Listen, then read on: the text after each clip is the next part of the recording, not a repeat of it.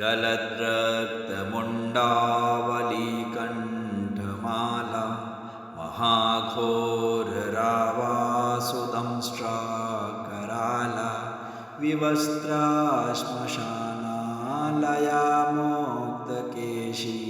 महाकालकामाकुलाकालिकेयं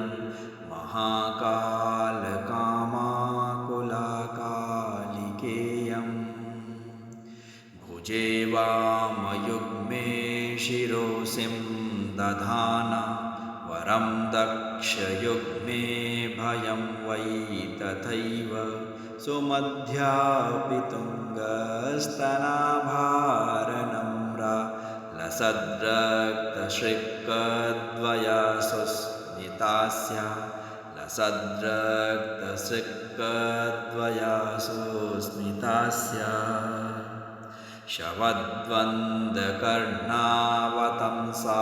सुकेशी लसत्प्रेतपाणिं प्रयुक्तैककाञ्ची शवाकारमञ्चाधिरूढा शिवाभिश्चतुर्दिक्षु शब्दायमानाभिरेजे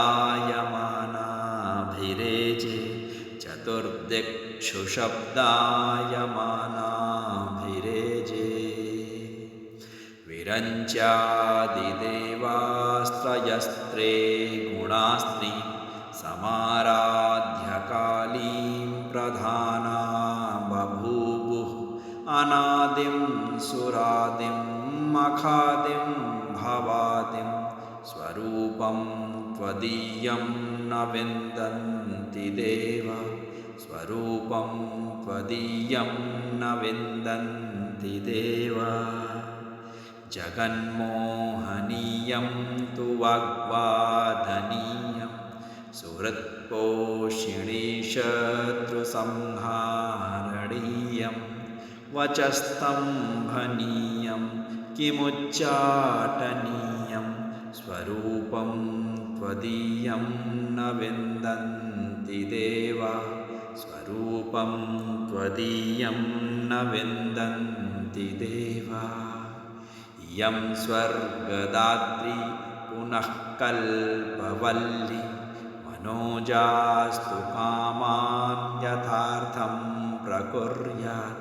तथा ते कृतार्था भवन्तीति नित्यं स्वरूपं त्वदीयं न विन्दन्ति देवा स्वरूपं त्वदीयं न विन्दन्ति देवा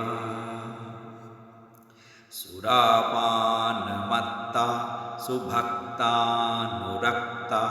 लसत्पूतचित्ते सदा विर्भवत्ते जपध्यानपूजा सुधाधौतपङ्का स्वरूपं त्वदीयं न विन्दन्ति देवा स्वरूपं त्वदीयं न विन्दन्ति देवा चिदानन्दकन्दं हसन्मन्दमन्दं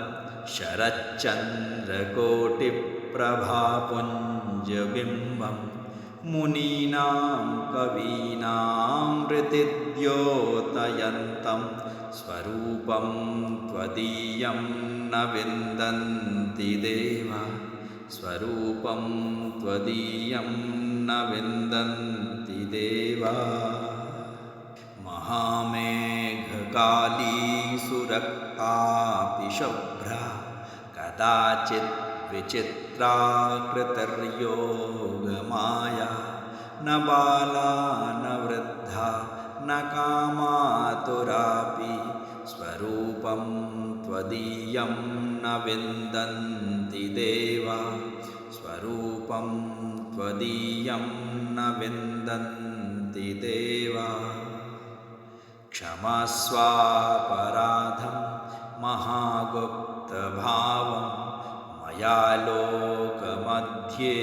प्रकाशीकृतं यत् तव ध्यानपूतेन चापल्यभावात्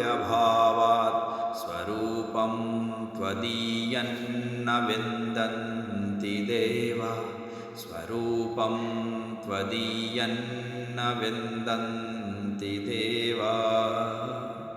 यदि ध्यानयुक्तं पठेद्यो मनुष्यस्तदालोक सर्वविशालो भवेच्च गृहे चाष्टसिद्धिर्मृते चापि मुक्तिः स्वरूपं त्वदीयं न विन्दन्ति देवा स्वरूपं त्वदीयं